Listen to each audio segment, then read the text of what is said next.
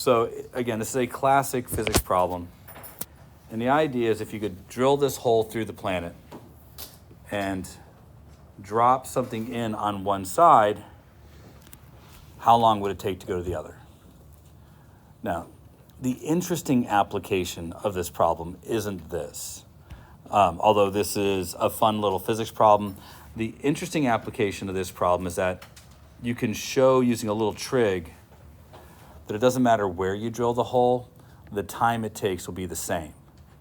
Now, we can't drill a hole through the center of the Earth, but you could technically drill a hole through other portions of the planet and do the same thing, and it would work the same way. You get diminishing returns, though, because the closer together the two ports are, easier it is to just go over land from one place to another. But we would never probably be able to drill a hole through the center of the Earth. That's just for movies. So we're going to talk about what you have to do in this problem and how you solve it. But there are things about this that require assumptions to be made that I'm not sure students would make without a little prompting from a teacher. So that's what we're going to do. First, can you come up with an expression for the force on the little green dot? Assume the little green dot has a mass of mg, because it's a little green dot. And assume that this whole big thing has a mass of mp, because it's a planet. And let's get one more critical attribute. Let's talk about the fact that it has, say, a radius of r. What would be the expression of the force of gravity on it as it sits right there? That should be pretty easy. So, done? Good. So, this part's nothing big, but hopefully all realize that the force on it would be based on these things. So the next question, and the part that is what sets this problem to being an interesting physics question, is to consider what happens when that little dot, say, is, I'm drawing a circle here on purpose, but say it's right here, a distance, and I'm going to use just a little r from the center. Can you come up with an expression here? This one's harder to do. If you're having trouble with that one, then I want you to also think, what would be the force on it when it's right at the very center of the Earth? So consider three places. This is the edge. This is somewhere in the middle, and this is the center. What would these look like? I'll give you a minute, talk it out with some folks, but I'm going to give you a hint. The only part of the mass of the planet that's actually contributing to the force is the part inside the green circle. Can you now come up with a way of expressing this? I don't know if you can or not. We're going to see if you can. You're smart, learned people. Anybody who has a little bit of experience in E&M should have no trouble doing this because we do something using this already. But if you've never had it, I want you to think about this. The Earth has a uniform density. Can you find the mass of the green circle?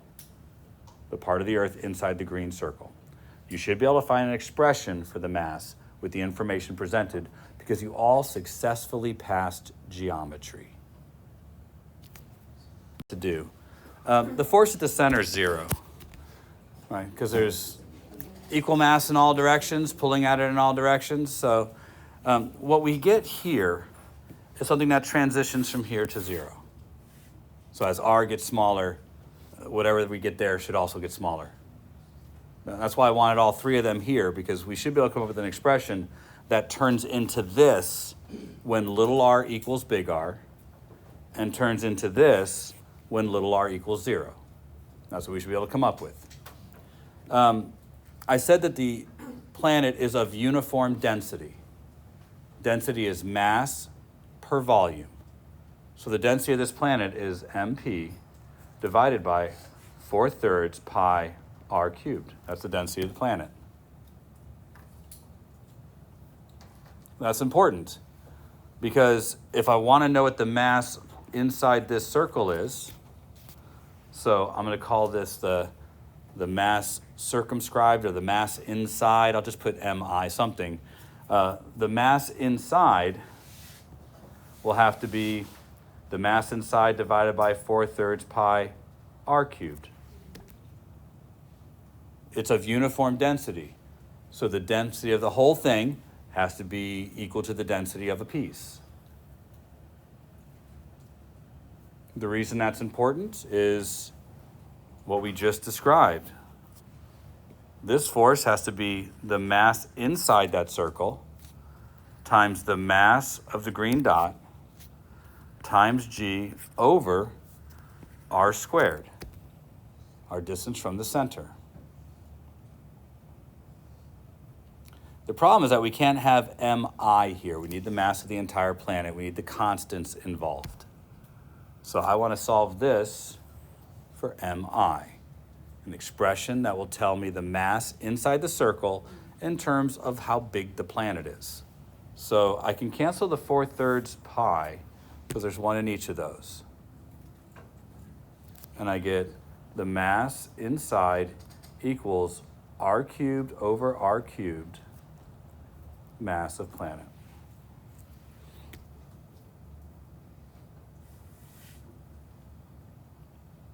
Now I'm going to substitute that in.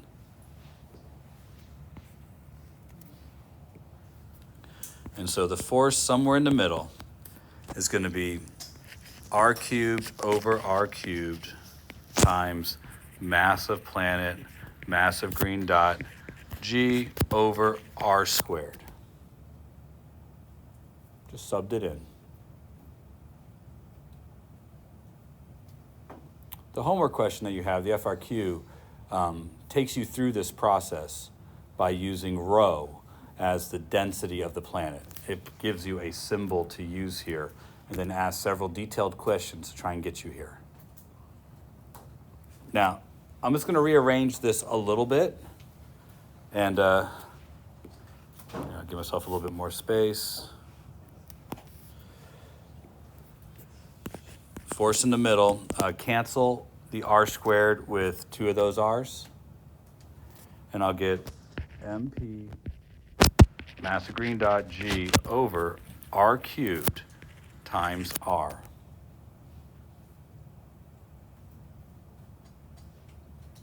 All good so far? Hello. Now, we're trying to figure something more out here, but do what I asked you from the beginning. If you put in capital R for lowercase r, does this turn into this? Looks like it, right? One of the r's cancels, so we're good. And if I put in 0 for lowercase r, does this turn into that? All right, so it provides the proper transition from one to the other. So here's what we need to do next. This problem, although it has gravity in it, isn't a gravity problem. It is a simple harmonic motion problem.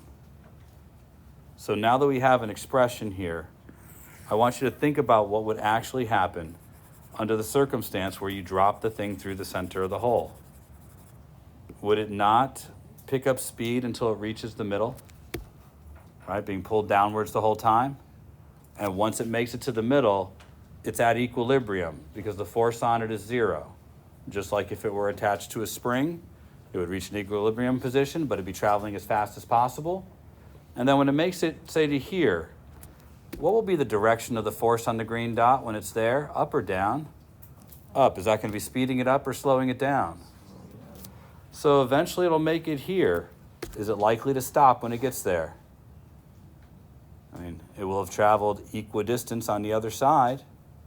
I think it's eventually going to come to rest, and if you don't catch it, what happens? You understand that people on the other side of the planet feel the gravity pulling up on them, right? They're not walking upside down like cartoons. We get that, right? I'm afraid you may or may not get that. But it's not like the cartoons. If you actually were on the other side of the planet, your up would be just towards the ground, or away from the ground, right? So do you understand that this is going to drop right back through the hole and do the same thing over and over again? This could be a way to travel if you could drill a hole through the earth. So let's work that out. In order for this to work, I'll remind you that we need the second derivative with respect to position equal to minus a constant squared times the position. For it to work, you have to get this. So that's what we want to see if that's what we get. We have this complicated looking thing here. So let's look at the parts of this that might or might not work. For example, when I look at the parts of this, I have to ask myself about direction. R seems to be in, say, this direction. What would the direction of the force be if R is in that direction? Would it be in the same direction or in the opposite direction? Does that also fit if R is in this direction? Will the force on the particle be in the opposite direction? All right, so that gets us our negative sign. So let's put that negative sign out front. Now let's do what I suggested you do in class. Take this and apply Newton's second law to it so you can work in a derivative. So negative mp mg g over r cubed times r has to equal ma. Which m is this? It's the thing that's moving. It is going to be g. All right, so now all we have to ask ourselves is what could we replace a with that would give us a derivative, the appropriate derivative. I don't think I'm going to use x here. Do you see why it'd make more sense to use r, since r is measured linearly from the center?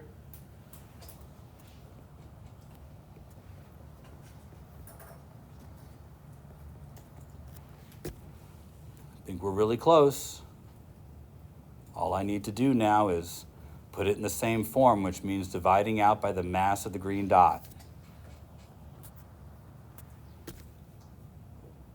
If I do that, then c squared is going to be mpg over r cubed. We dump everything that's part of the constant into c squared. Find an expression for the period. I'll give you a few minutes to do that. Go look it up. I'll come around. I want to see you work. But then I want more than that. I want you to figure this out. Put it in the right context, meaning I want this in either minutes, hours, seconds. Let's assume this is the Earth. MP 5.96 times 10 to the 24th kilograms. Radius of the Earth 6.37 times 10 to the 6 meters. How long would it actually take something to oscillate through the Earth if you could drill this hole? I've taken a moment to go by and look at most everybody, but not all. If you worked this out and did what we have done earlier when it came to simple harmonic motion, you would have used 2 pi over c as your expression for the period, because that is a generic formula for the period of any simple harmonic oscillator. And then plugging in for c, we'll get 2 pi times the root of r cubed over mpg. Now, I don't know how many of you see a familiarity here yet. Before we talk about the actual time,